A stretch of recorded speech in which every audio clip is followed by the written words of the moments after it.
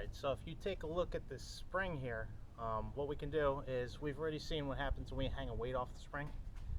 It stretches it, and it stretches at a certain distance.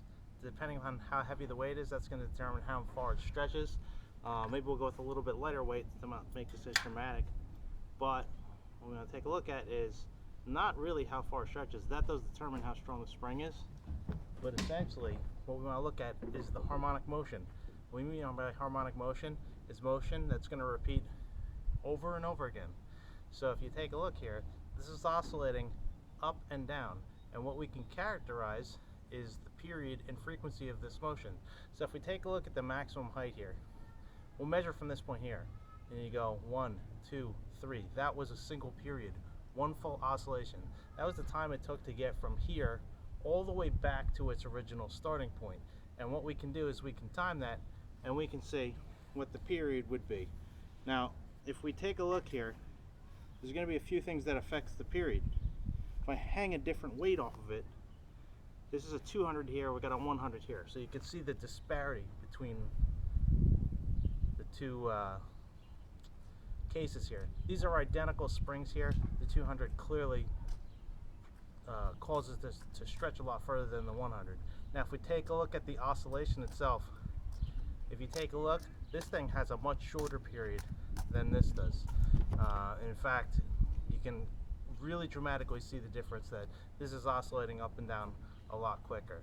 So if we're going to measure the periods here, it seems that a lighter mass is going to lead to a shorter period, whereas a heavier mass is going to yield a longer period.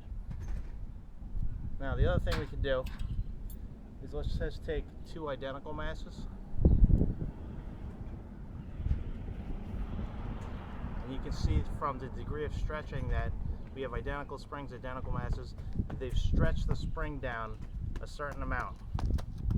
What we want to do is take a look at how far we extend it beyond this new equilibrium to see if that ends up affecting the oscillatory behavior. So I'm going to stretch this one down this far, but I'm going to go further with this one. And let's take a look at the oscillation. Hopefully they don't crash into each other. And if you're looking at the oscillation here, if we're looking at the period, what ends up happening is that we cannot distinguish between these two. It takes the same amount of time to oscillate, despite the fact that I chose a totally randomly different distance. It doesn't matter how far you stretch it. That's not going to affect the oscillatory behavior. What's going to determine the oscillatory behavior is the strength of the spring and the weight hanging off of it, not how far you stretch it. So that's very important to recognize here. And when we take a look at the equations on paper, we'll see that there is no variable for how far we stretch this beyond the equilibrium point to get it to oscillate. Next thing we want to look at is a pendulum. So if you're taking a look at a pendulum, we have oscillatory behavior, and essentially what we want to do is we're going to look at small angles, typically between 0 and let's say 15 degrees from this point here. So if I pull it back just a little bit, let it go back and forth, what you see is that this thing is oscillating back and forth. And if we want to characterize what a period is, how long does it take to get back to my hand if I release it from this point here? That was one period right there. If we're looking here, one period, two periods, and essentially what we're going to do is think about how much time does it take for this to oscillate here. So if you just quickly, kind of mentally made a note of how quick that took. Let's just double the mass really quickly, but keep the length the same. That's not going to happen. I just screwed it up. Let's get back our original length here. There's one period, and then if I can double the mass, hanging an additional weight off of it, doesn't really seem to affect the period. What's going to matter here, we're going to find, is that the length of the pendulum is what really matters. So essentially, if we take our string here, and I got a certain length here, that's going to determine the period.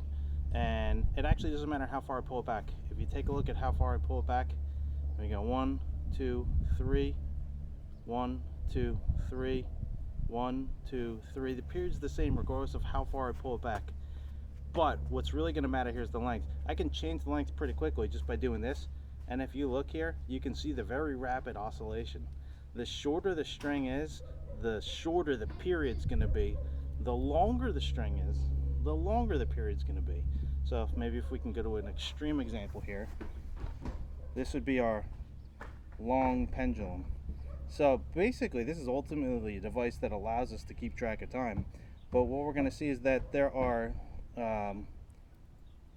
factors that affect what the oscillatory behavior of the pendulum is. And as we saw, it has nothing to do with the weight on the end.